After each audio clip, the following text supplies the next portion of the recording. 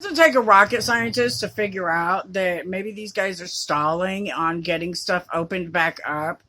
And maybe they did this closing of stuff down, claiming it to be the coronavirus because these guys, these Democrats, knew that they were caught.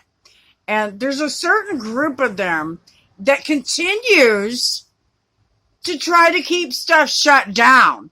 If you pay attention, a lot of these guys that are trying to keep stuff shut down are the same ones that have their hand in the corruption pot. Just watch closely now. They just overturned Michael Flynn's conviction. Then came Cohen. Roger Stone, they're looking at him next. There's a laundry list of people who these people wrongfully pursued. A lot of them through the legal system. They either filed false criminal charges and pursued them, or they did stuff like wrongfully taking their kids like they did to me, or other things. Now, these guys said, they've been saying for the last 4 or 5 years that they were going to do whatever it took to make sure they did not get Donald Trump reelected. If he made it into office in 2016 and was elected, these guys said over and over again, very publicly, that they were going to do whatever they felt necessary to keep my president from being reelected. You heard it from Google herself. I forget the woman's name. And through mass amounts of other places. You also heard Maxine Waters say, get those Trump supporters and go get ICE kids. That's a threat. Within days of that threat, my daughter was wrongfully removed. How ironic is it that Atlanta, Georgia is one of the states involved in this situation with Bremerton, Washington?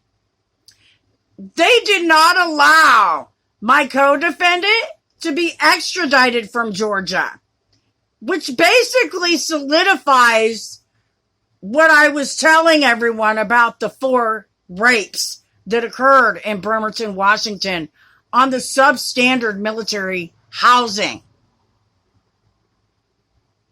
It's so sad. All these people are involved in this.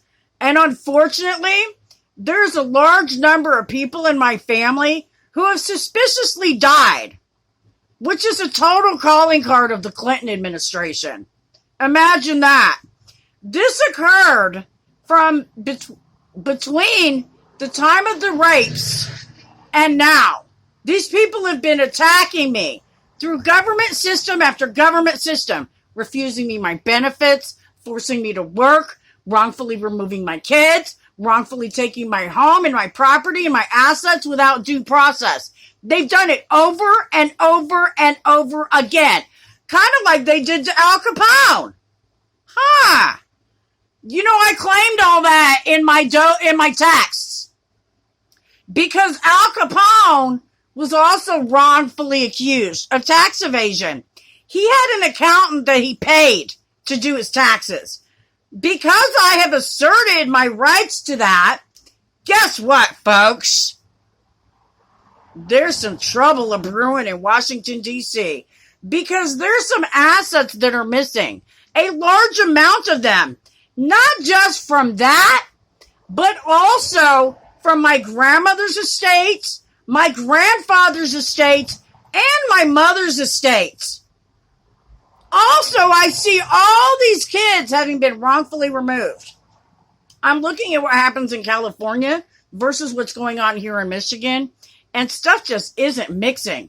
The puzzle pieces just don't fit together, which tells me we have a problem here. Looks like some people in trouble.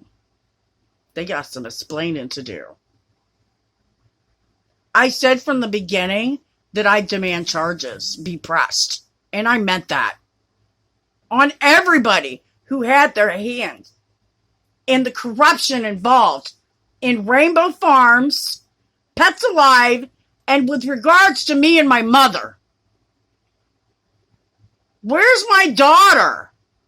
Both of them. Because both of them are missing And both of them were wrongfully removed. Have a blessed day.